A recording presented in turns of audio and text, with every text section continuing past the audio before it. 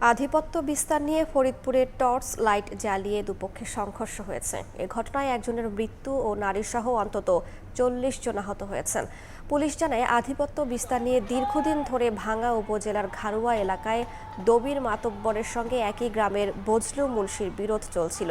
রোববার রাতে দবির মাতব্বরের সমর্থক সোলেমান মাতব্বরের সঙ্গে বজলু মুন্সির সমর্থক শাহ আলমের কথা কাটাকাটি হয়।